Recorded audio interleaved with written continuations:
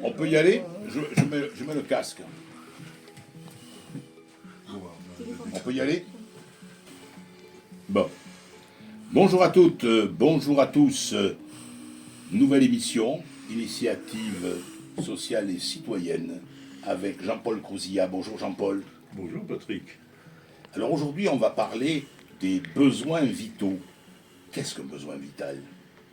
C'est une bonne question. On a déjà évoqué ça dans le passé.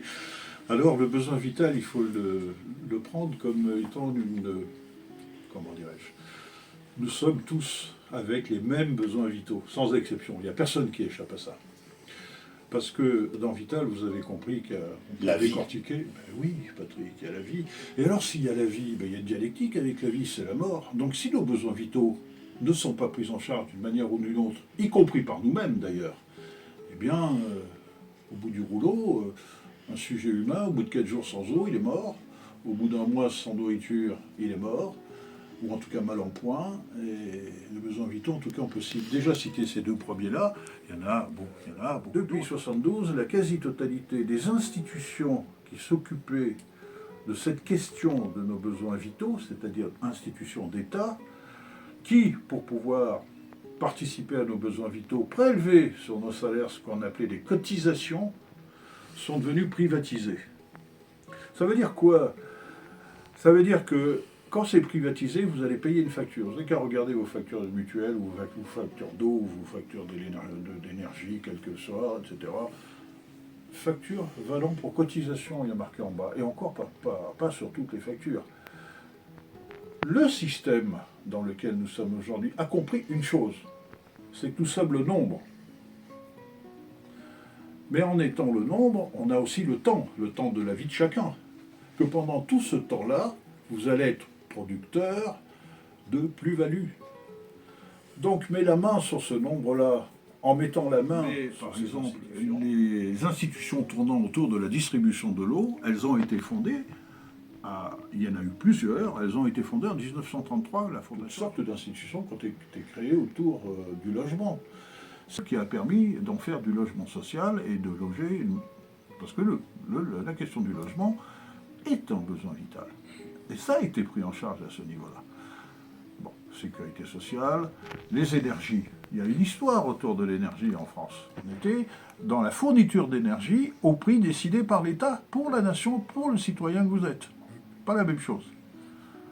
Je vais aller beaucoup plus loin parce que, comme tu viens de le préciser, ces besoins vitaux ont évolué.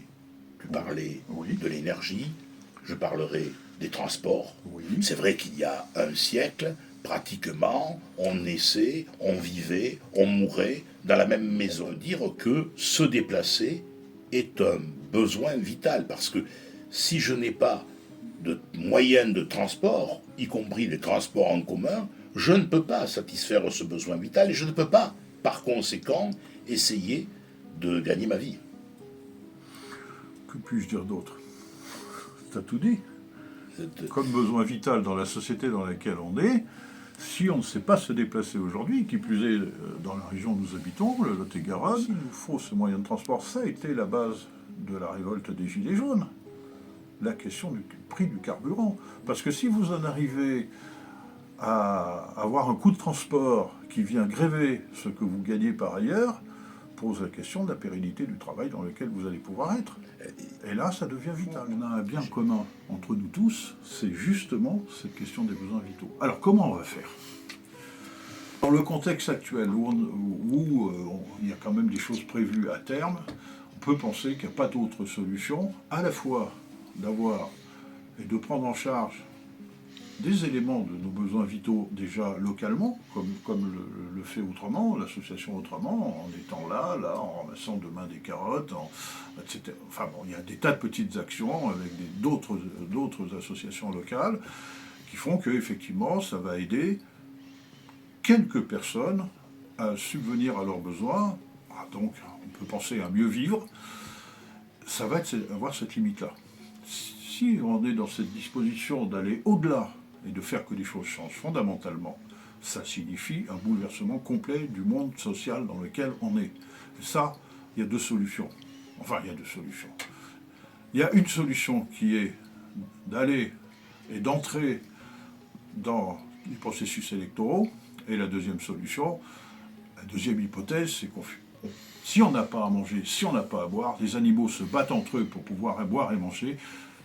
Je pense qu'il faut mieux s'éviter cela entre nous, parce qu'on est les premiers destructeurs en la matière. Hein. On a cette puissance-là de pouvoir s'autodétruire. Je n'ai pas de réponse, sauf dans l'immédiateté, dans le contexte, aller dans le champ électoral et puis de s'approcher de ce qui nous concerne le plus possible dans les programmes et puis d'aller peut-être dans leur soutien. Mais ça, c'est une position qui est propre à chacun, c'est en tout cas la mienne. On verra la suite. Je n'ai pas de réponse. Merci beaucoup, Jean-Paul. On salue la technique Laurence et Paul. Merci à vous deux et à très bientôt.